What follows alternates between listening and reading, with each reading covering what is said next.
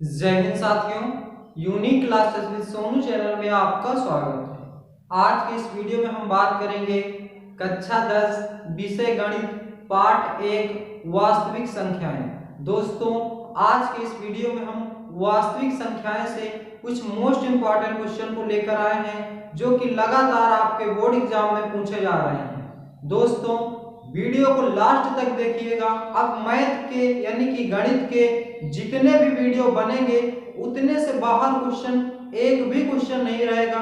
देखिएगा पूरा, एक एक क्वेश्चन आपको बोर्ड एग्जाम में सेम वही क्वेश्चन मिलने वाले हैं। तो चलिए बिना देरी किए हुए वीडियो को स्टार्ट करते हैं। प्रश्न क्या है हमारा, यूक्लिड विभाजन एल्गोरिथम के प्रयोग से एचसीएफ ज्ञात कीजिए। एक क्वेश्चन आपके बोर्ड एग्जाम में जरूर रहेगा यूक्लिड विभाजन से, इसलिए यूक्लिड विभाजन के कॉन्सेप्ट को आपको समझना है कि कैसे हम इस तरह के क्वेश्चन को सॉल्व करते हैं। बस वहां पे नंबर कोई भी दे सकता है, आप केवल कॉन्सेप्ट को समझेंगे। कॉन्सेप्ट अगर समझ में आ गया तो यूक्लिड विभाजन आप वहां पे करके आएंगे। तो चलिए पहला क्वेश्चन है जो कि 2019 और 22 में पूछा गया क्वेश्चन है, तो उसको हम सॉल्व करते हैं। पहला क्वेश्चन हमारा 135 और 225, 135 और 225। दोस्तों, इसमें क्या करना है, पहले हम लिखते हैं यूक्लिड विभाजन एल्गोरिथम होता क्या है। यूक्लिड विभाजन एल्गोरिथम यूक्लिड विभाजन एल्गोरिथम होता क्या है, a equal to B Q plus R. a equal to B Q plus R, ये हमारा होता है यूक्लिड विभाजन एल्गोरिथम।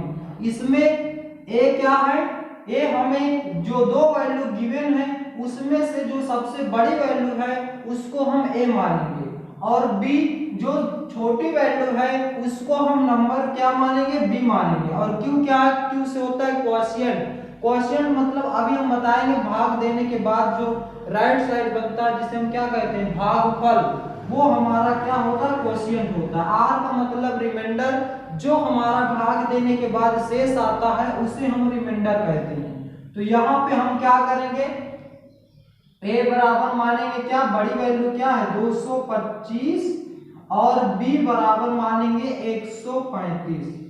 ये अब हम क्या करेंगे नेक्स्ट प्रोसेस में, जो a है उसको b से भाग देंगे, 135 से भाग करेंगे किसको, 225 को। कितनी बार जाएगा, एक बार जाएगा। कितना आएगा, 135 आ जाएगा, क्योंकि 135 दूनी कितना होता है, 270 होता है, ज्यादा हो जाएगा।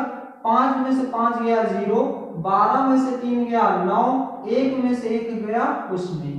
केवल एक एक स्टेप करना है, उसके बाद यहाँ पे लिखना है। a की वैल्यू कितना हमने माना है, 225, तो यहाँ पे लिखेंगे 225 बराबर b की वैल्यू कितना है, 135, 135 गुणे में q का मान कितना है, 1। पहला स्टेप में लिखेंगे 1 प्लस r, रिमाइंडर कितना है, 90। यहाँ पे हम 90 लिख देंगे। ये हमारा फर्स्ट स्टेप हो चुका है। अब सेकेंड स्टेप में क्या करेंगे, यहाँ पे कोई वैल्यू नहीं है यहाँ लेने के लिए, तो हम यहाँ से भाग करेंगे किसको, 135 को। अब 90 से भाग करेंगे 135 को, तो जिससे भाग करते हैं वो वैल्यू क्या होती है, b होती है।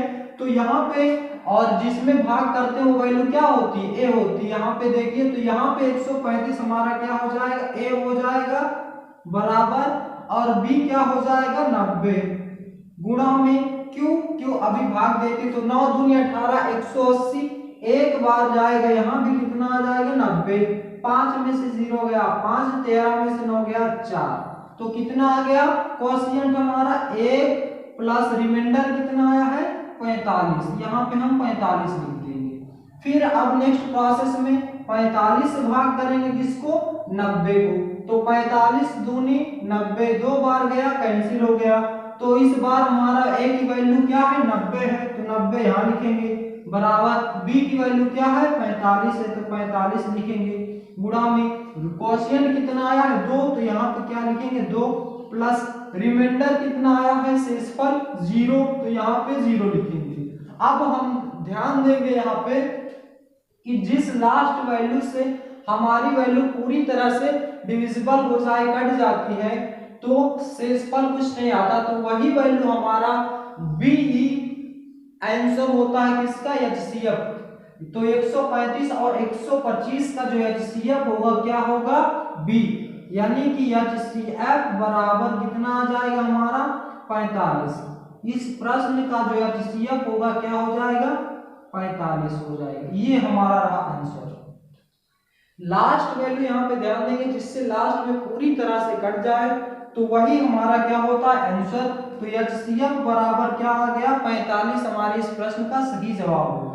और 45 क्या हमारी वैल्यू क्या है, बी है, तो बी या बी ही हमारा क्या होता है एचसीएफ होता है। ये बात आपको क्लियर हो गई होगी। ये रहा हमारा पहला क्वेश्चन, इसको अच्छे से नोट डाउन कर लीजिए, फिर हम नेक्स्ट क्वेश्चन को सॉल्व करते हैं।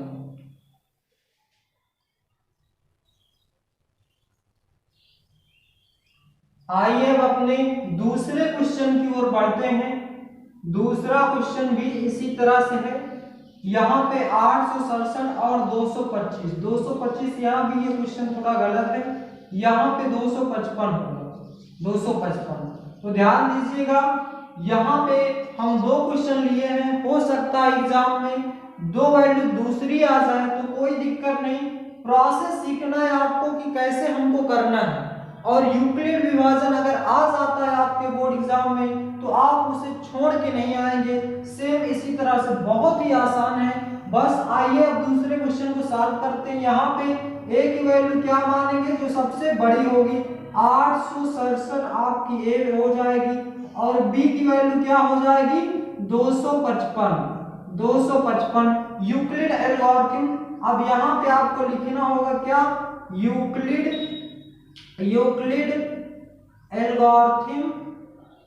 एल्गोरिथम प्रयोग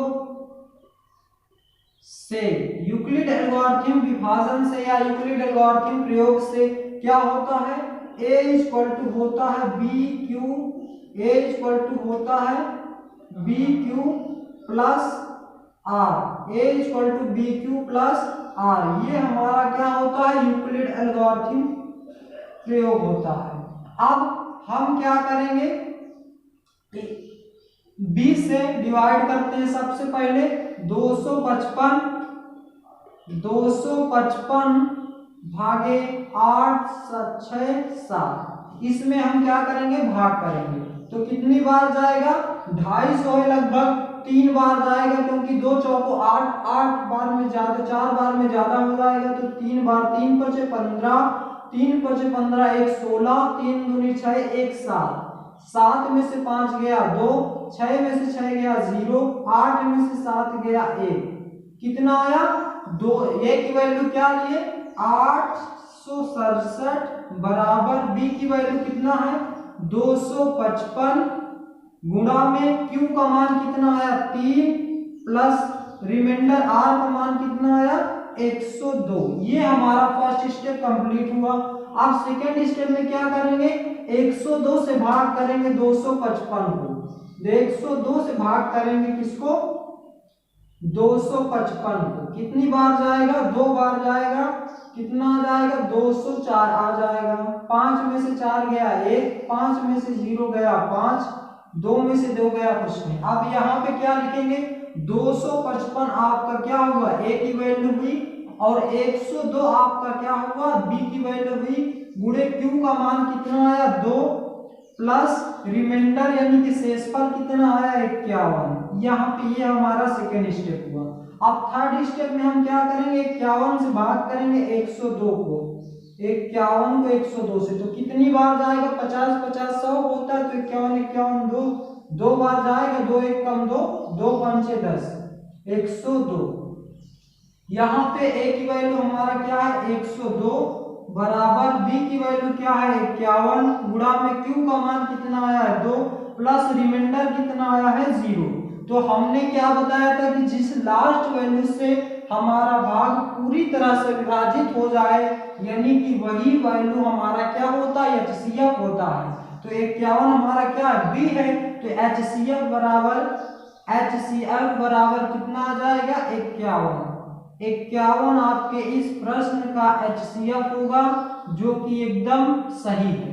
तो अब आपके अगर एग्जाम में यूक्लिड विभाजन से कोई भी क्वेश्चन आता है तो आप 100% उसको आसानी से सॉल्व करके आएंगे, छोड़ करके नहीं आएंगे। अब हम बढ़ते हैं अपने नेक्स्ट क्वेश्चन की ओर। सभी क्वेश्चन को नोट डाउन अच्छे से करते चलिए, यहीं से आपके क्वेश्चन बोर्ड एग्जाम में पूछे जाएंगे। नेक्स्ट प्रश्न है हमारा, सिद्ध कीजिए कि √3 एक अपरिमेय संख्या है। दोस्तों यहां से एक क्वेश्चन कंफर्म है कि या तो √3 या तो √2 या तो √5, इन तीन क्वेश्चन में से एक क्वेश्चन आपके बोर्ड एग्जाम में पूछा ही जाएगा। तो यहाँ पे क्या है, सिद्ध कीजिए कि √3 एक अपरिमेय संख्या है। तो चलिए इसको हम लोग क्या करते हैं, सिद्ध करते हैं। तो इसको सिद्ध करने के लिए सबसे पहले हमें इसको इसके विपरीत मानना होगा। इसमें दिखा है कि √3 एक अपरिमेय संख्या, तो हम सबसे पहले क्या करेंगे, माना √3 एक परिमेय संख्या है, माना √3 एक परिमेय संख्या है, माना √3 एक क्या है, परिमेय संख्या है। तो जब हमने इसको माना कि √3 एक परिमेय संख्या है, तो इसे हम क्या करते हैं, P/Q के फॉर्म में लिख सकते हैं, क्योंकि परिमेय संख्या वो होती है ऐसी संख्या जिसे हम P/Q के रूप में लिख सकते हैं, और जहां P और Q क्या हो, एक पूर्णांक हो और Q का मान 0 हो सकता है लेकिन P का मान 0 नहीं हो सकता। तो यहाँ पे क्या करेंगे, P का मान 0 हो सकता है लेकिन Q का मान 0 नहीं हो सकता। यहाँ पे क्या करेंगे, √3 को अब हम इसके परिमेय संख्या के रूप में लिख सकते हैं, जहां A तथा B एक पूर्णांक है, A तथा B और एक पूर्णांक है, तथा यह एक सअभाज्य संख्या, यानी कि इनके और कोई क्या है, गुणनखंड नहीं हो सकते। तो √3 बराबर 1/2 ये आ गया। अब यहां से क्या करेंगे, क्रॉस मल्टीप्लीकेशन करेंगे, B √3 बराबर क्या आ गया, A। अब दोनों पक्षों का वर्ग करते हैं, दोनों पक्षों का वर्ग करने पर, दोनों पक्षों का वर्ग करने पर यहाँ पे क्या आ जाएगा, √3 का वर्ग करेंगे, B का वर्ग करेंगे, B² आ जाएगा, √3 गुणे में √3 बराबर क्या आ जाएगा, 3 यहाँ से। तो यहाँ पे 3B² बराबर A²। यहाँ पे B² की वैल्यू क्या आ जाएगी, A² अपान कितना आ जाएगा, 3, A² अपान 3 आ जाएगा। यहाँ पे क्या है, 3 हमारा A² को विभाजित कर रहा है, संख्या 3 A² को विभाजित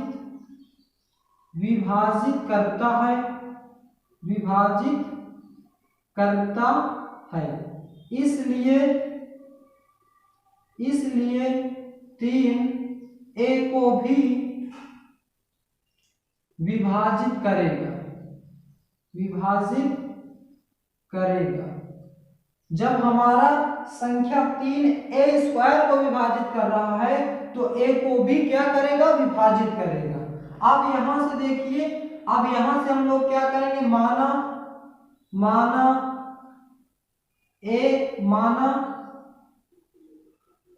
A बराबर 3C, जहां 3 भी एक क्या है, पूर्णांक है, A बराबर 3C माना। अब यहाँ पे वैल्यू को रखेंगे, क्या आएगा, 3B² बराबर, यहाँ पे फिर से क्रॉस मल्टीप्लीकेशन करेंगे, 3B² बराबर A²। तो A की वैल्यू क्या है, 3C, तो यहाँ पे आ जाएगा 3C² 3B² बराबर 3 त्रिका 9 सी स्क्वायर, 3 से 9 कैंसिल हो जाएगा, बी स्क्वायर बराबर कितना आ गया 3 सी स्क्वायर। यहाँ से सी स्क्वायर की वैल्यू क्या आ जाएगा बी स्क्वायर बटे में 3, बी स्क्वायर बटे में 3। यहाँ पे भी देखिए, यहाँ पे जो हमारी वैल्यू थी अंक 3 था वो ए स्क्वायर को विभाजित कर रहा था, और यहाँ पे जो हमारा वैल्यू क्या है अंक 3 है वह बी स्क्वायर को भी विभाजित कर रहा है, यानी कि संख्या 3। अब यहाँ पे फिर हम वही बात लिखेंगे क्या कि संख्या अंक 3 हमारा बी स्क्वायर को विभाजित करता है, इसलिए बी को भी विभाजित करेगा। यहाँ पे आप इसको अच्छे से लिखेंगे जो हमने यहाँ पे लिखेगा। ठीक इसी प्रकार लिखेंगे कि संख्या 3 बी स्क्वायर को विभाजित करता है, इसलिए संख्या 3 बी को भी विभाजित करेगा। अब यहाँ पे देखिए हमने माना √3 बराबर 1 बटे बी, जहाँ ए और बी क्या है एक पूर्णांक है, और यहाँ क्या है एक सभाज्य संख्या, यानी कि इसका कोई गुणनखंड और नहीं है। इन संख्या के मतलब सभाज्य संख्या मतलब ऐसी संख्या जिनका एक और स्वयं के अतिरिक्त कोई दूसरा गुणनखंड या फैक्टर ना हो। लेकिन हमने देखा कि √3 को ए स्क्वायर को 3 भी विभाजित कर दे रहा है और बी स्क्वायर को भी 3, यानी कि इनके और दूसरा भी गुणनखंड मिल गया, इसलिए यह परिकल्पना हमारा क्या इसकी गलत मानने के कारण हुआ है। इसलिए √3 एक परिमेय संख्या अपरिमेय संख्या हो जाएगी, इसका कोई गुणनखंड नहीं होगा। हमने गलत माना था इसलिए ये गलत आ रहा है, मतलब कि विभाजित कर दे रहा है, हमने परिमेय संख्या माना था, लेकिन क्या है कि इसका क्या होगा कोई अन्य गुणनखंड नहीं होगा। इसलिए यहाँ पे फिर हम लास्ट में लिखेंगे कि √3 एक अपरिमेय संख्या है, √3 एक अपरिमेय संख्या है। यह बात क्या है हमारा सिद्ध हो गई कि √3 हमारा क्या है एक अपरिमेय संख्या है। तो दोस्तों इसी तरह से आप √2 को भी करेंगे, यहाँ पे √2 रखेंगे, √2 बराबर 1 बटे 2, यहाँ पे √2 आ जाएगा, √2 फिर दोनों पक्षों का वर्ग करेंगे। सेम यही प्रोसेस आपको सॉल्व करना होगा, लेकिन यहाँ पे जो ये वैल्यू लिखा है यहाँ पे नोट डाउन कर लीजिएगा बस ये कि यहाँ पे 3 हमारा बी स्क्वायर को विभाजित करता है। फिर यहाँ पे लिख दीजिएगा समीकरण, इसको समीकरण 1 बना दीजिए, इसको समीकरण 2 बना दीजिए। यहाँ पे लिख दीजिए समीकरण 1 तथा समीकरण 2 से, समीकरण 1 तथा समीकरण 2 से √3 एक अपरिमेय संख्या है। यह बात हमारी क्या हो गई प्रूफ हो चुकी है। अब हम बढ़ते हैं अपने नेक्स्ट क्वेश्चन की ओर। नेक्स्ट प्रश्न है हमारा सिद्ध कीजिए कि √5 एक अपरिमेय संख्या है। दोस्तों हमने √3 को तो कर लिया है, अब √5 को भी सॉल्व कर लेते हैं और √2 को आप अपने से लगा के प्रैक्टिस कर लेंगे। 3 क्वेश्चन में से एक क्वेश्चन आपके बोर्ड एग्जाम में जरूर मिल जाएगा। तो आइए √5 को क्या करते हैं प्रूव करते हैं। तो सबसे पहले क्या बताए थे, मान लेंगे कि √5 एक क्या है परिमेय संख्या है, माना √5 एक परिमेय संख्या है, माना √5 एक परिमेय संख्या है। जब हमने मान लिया कि √5 एक परिमेय संख्या है तो इसे हम p बटे q के रूप में लिख सकते हैं। √5 बराबर a बटे b, जहां a तथा b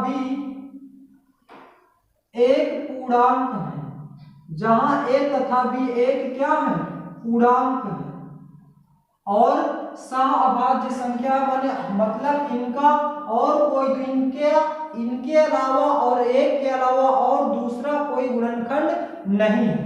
तो यहाँ पे अब हम क्या करेंगे क्रॉस मल्टीप्लिकेशन करेंगे, तो b√5 बराबर क्या आ जाएगा a। अब क्या बताए थे दोनों पक्षों का वर्ग करने पर, दोनों पक्षों का वर्ग करने पर बस मेथड आप सीख लीजिए। √5 पूछे, √3 पूछे, √7 पूछे, √2 पूछे, कोई भी पूछे आप इसको आसानी से करके आ जाएंगे। दोनों पक्षों का वर्ग करने पर b और √5 का वर्ग करेंगे कितना आ जाएगा 5, तो यहाँ पे आ जाएगा 5b² बराबर a स्क्वायर। तो b² बराबर क्या आ जाएगा a² अपान 5। a स्क्वायर बटे में क्या आ गया 5। इसको समीकरण 1 मानेंगे और यहाँ पे क्या लिखेंगे कि 5 संख्या 5 क्या लिखेंगे संख्या या अंक 5 a स्क्वायर को विभाजित करता है। अतः 5a को भी विभाजित करेगा। जब 5 हमारा a स्क्वायर को विभाजित करता है तो 5 अंक 5a को भी विभाजित करेगा। अब यहां से क्या करेंगे माना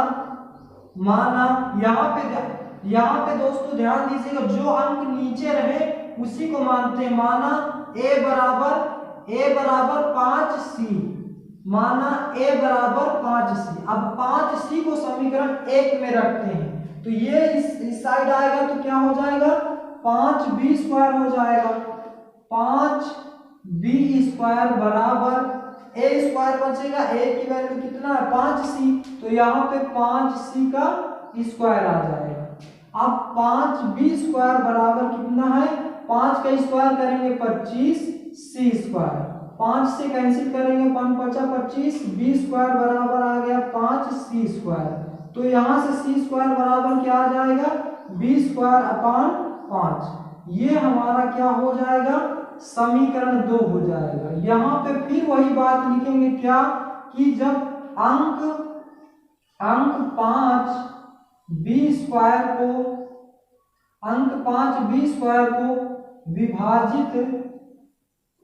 विभाजित करता है, अतः 5b को भी विभाजित करेगा। अंक 5 हमारा b² को विभाजित करता है तो 5b को भी विभाजित करेगा। दोस्तों यहाँ पे देखिए कोई दूसरा अंक मिल गया जो हमारा a² को भी विभाजित कर रहा है और b² को विभाजित कर रहा है। इसलिए हमने यहाँ पे माना था कि ये दोनों क्या एक पूर्णांक है और एक सहभाज्य संख्या, यानी कि इसका कोई दूसरा गुणनखंड नहीं है। लेकिन हमने क्या पाया कि एक संख्या 5 है तो दोनों a² और b² दोनों को विभाजित कर रहा है। इसलिए यहाँ पे क्या लिखेंगे समीकरण 1 तथा समीकरण 2 से क्या हो जाएगा हमारा। अब डायरेक्ट लिखते हैं कि रूट संख्या 5 यहाँ पे लिख देते हैं एक स्टेप और क्या लिखेंगे कि संख्या 5 a² तथा b² दोनों को, या यहाँ पे डायरेक्ट लिखिए a तथा b दोनों को विभाजित करता है, दोनों को विभाजित करता है। अतः रूट 5 एक अपरिमेय संख्या होगा। रूट 5 एक अपरिमेय संख्या होगा।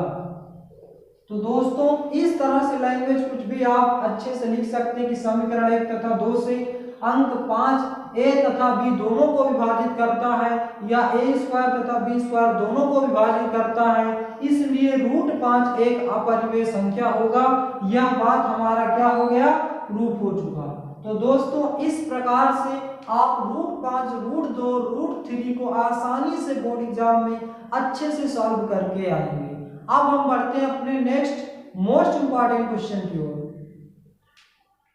नेक्स्ट प्रश्न है हमारा, सिद्ध कीजिए कि 5 प्लस रूट 3 एक अपरिमेय संख्या है। यह क्वेश्चन भी आपके बोर्ड एग्जाम में 2019, 20, 22 में पूछा गया है। 5 प्लस रूट 3 या 6 प्लस रूट 2 इस तरह के भी क्वेश्चन आपके बोर्ड एग्जाम में पूछे जाते हैं। तो आइए इसको भी प्रूव करते हैं। सबसे पहले क्या करेंगे, माना 5 प्लस √3 एक परिमेय संख्या है, परिमेय संख्या है। जब हमने मान लिया कि 5 प्लस √3 हमारा क्या है, एक परिमेय संख्या है, तो इसे हम p/q के रूप में लिख सकते हैं, p/q के रूप में लिख सकते हैं। तो 5 प्लस √3 बराबर a/b, a/b भी हमारा किस रूप में है, p/q के फॉर्म में ही है। यहाँ पे लिखेंगे जहां a तथा b, जहां a तथा b एक क्या है, एक पूर्णांक है, जहां a तथा b एक पूर्णांक है। अब इसका क्या करेंगे, यहाँ पे देखिए 5 प्लस √3, तो 5 उस साइड ले जाएंगे तो √3 बराबर क्या आ जाएगा, a/b माइनस का 5। इस साइड 5 प्लस में है तो बराबर के उस साइड जाएगा तो -5 हो जाएगा, तो √3 बराबर हो जाएगा a माइनस 5b/b। अब यहाँ पे देखिए b का एलसीएम लिया गया है, तो a से b को भाग करेंगे, कट जाएगा, एक आएगा, एक का ऊपर गुणा करेंगे a माइनस, यहाँ पे 1 लेंगे, 1 को b से भाग करेंगे, b आ जाएगा, b का ऊपर गुणा करेंगे 5b हो जाएगा, तो √3b बराबर √a माइनस 5b/ab। यहाँ पे देखिए a और b हमारा क्या है, एक पूर्णांक है, और यहाँ पे 5 भी हमारा एक क्या है, पूर्णांक है, इसलिए ये वाला पोर्शन हमारा क्या हो जाएगा, एक परिमेय संख्या। ये हमारा क्या हो जाएगा, एक परिमेय संख्या हो जाएगा। और √3 हमारा क्या है, एक अपरिमेय संख्या है, अपरिमेय संख्या है, क्योंकि अभी हमने इसको प्रूव किया था कि √3 एक हमारा क्या होता है, अपरिमेय संख्या है। अब आप ही बताइए, क्या एक अपरिमेय संख्या कभी भी परिमेय संख्या के बराबर हो सकती है? ऐसा कभी भी पॉसिबल है कि एक परिमेय संख्या या एक अपरिमेय संख्या परिमेय संख्या के बराबर हो सकती है? यह बिल्कुल भी नहीं हो सकता कि परिमेय संख्या एक अपरिमेय संख्या के बराबर हो। इसलिए क्योंकि ये ऐसा क्यों हुआ है, क्योंकि हमने गलत माना था। यहाँ पे हमने माना था कि 5 प्लस √3 एक परिमेय संख्या है, जो कि ये बिल्कुल गलत है कि ये 5 प्लस √3 एक अपरिमेय संख्या होती है। यह हमारे, अब यहाँ पे हम क्या लिखेंगे, अतः यहाँ पे लिखेंगे कि अपरिमेय संख्या, अपरिमेय संख्या कभी भी, अपरिमेय संख्या कभी भी परिमेय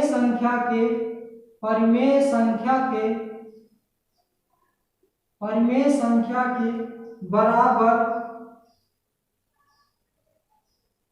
नहीं हो सकती, क्योंकि परिमेय संख्या को हम p/q के फॉर्म में लिख सकते हैं और अपरिमेय संख्या को हम p/q के फॉर्म में नहीं लिख सकते। इसलिए यह हमारे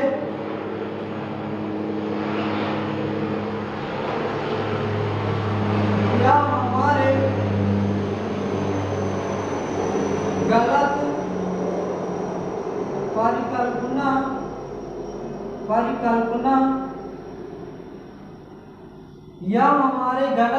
परिकल्पना के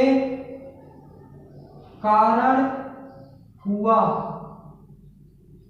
यह हमारे गलत परिकल्पना के कारण हुआ है। अतः 5 प्लस √3 एक अपरिमेय संख्या होगा, अपरिमेय संख्या होगा। दोस्तों, हमने गलत माना था, इसीलिए यहाँ पे जो हमारा उदाहरण आया है वो गलत आया है कि अपरिमेय संख्या परिमेय संख्या के बराबर होगा। यह बात बिल्कुल गलत है, क्योंकि यह हमारे गलत परिकल्पना के कारण हुआ, हमने गलत माना था, इसलिए 5 प्लस √3 एक अपरिमेय संख्या होगा। यह बात बिल्कुल प्रूफ हो चुका है। तो अब इस तरह के क्वेश्चन यदि आपके बोर्ड एग्जाम में आते हैं तो आप आसानी से सॉल्व कर ले जाएंगे। बढ़ते हम अपने नेक्स्ट मोस्ट इंपॉर्टेंट क्वेश्चन की ओर।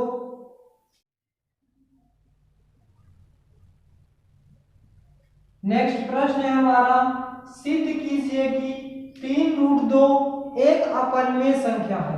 दोस्तों यह क्वेश्चन भी आपके बोर्ड एग्जाम में 2019 और 2022 में पूछा गया है। और इस तरह के क्वेश्चन 3√2, 7√2 या कोई भी दूसरा डिजिट चेंज करके आपके बोर्ड एग्जाम में पूछ लेगा तो आप आसानी से कर लेंगे जब आप इस क्वेश्चन को अच्छे से समझ चुके होंगे। तो आइए इस क्वेश्चन को सॉल्व करते हैं। सॉल्व करने का प्रोसेस सेम सबका वही है, बस थोड़ा थोड़ा सा चेंज है। बस माना 3√2 एक परिमेय संख्या है। माना 3√2 एक परिमेय संख्या है।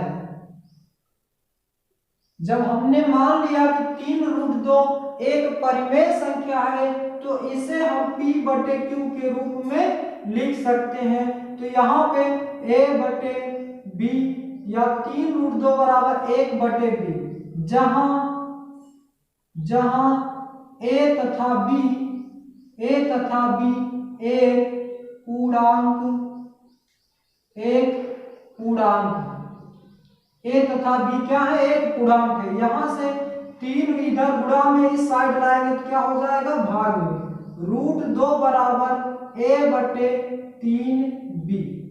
अब यहाँ पे देखिए A और B हमारा क्या है? एक पूर्णांक है। और 3B यहाँ पे फिर लिखेंगे संख्या A तथा B पूर्णांक है और संख्या या अंक संख्या 3B एक पूर्णांक है। संख्या 3B क्या है? हमारी एक पूर्णांक है। तो ये संख्या हमारी क्या हो गई? परिमेय संख्या। तो ये पोर्शन हमारा क्या हो गया? परिमेय संख्या। और हम सिद्ध कर चुके हैं कि √3, √5 और √2 एक अपरिमेय संख्या होते हैं। तो यह हमारा क्या है? एक अपरिमेय संख्या है। अब यहाँ पे आप फिर बताइए कि क्या कभी परिमेय संख्या अपरिमेय संख्या के बराबर हो सकती है, या अपरिमेय संख्या कभी परिमेय संख्या के बराबर हो सकता है? ऐसा कभी हो सकता है क्या? तो दोस्तों ऐसा कभी भी नहीं हो सकता कि एक अपरिमेय संख्या एक परिमेय संख्या के बराबर हो, क्योंकि परिमेय संख्या वह होती है जिन्हें हम P/Q के फॉर्म में लिख सकते हैं, लेकिन अपरिमेय संख्या को हम P/Q के रूप में नहीं लिख सकते। इसलिए अपरिमेय संख्या परिमेय संख्या के बराबर नहीं होगी। यह हमारे गलत परिकल्पना के कारण हुआ है, इसीलिए यहाँ पे अपरिमेय संख्या बराबर परिमेय संख्या आया है। तो यहाँ पे हम क्या लिखेंगे कि अपरिमेय संख्या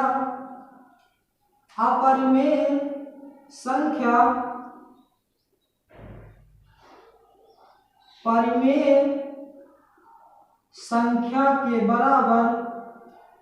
संख्या के बराबर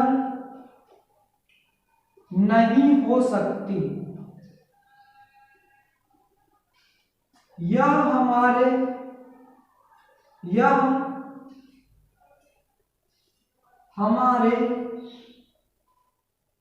गलत मानने के कारण हुआ है। दोस्तों यह हमारे गलत मानने के कारण हुआ है, इसीलिए यहाँ पर अपरिमेय संख्या बराबर परिमेय संख्या आया है। इसलिए 3√2 एक अपरिमेय संख्या होगी।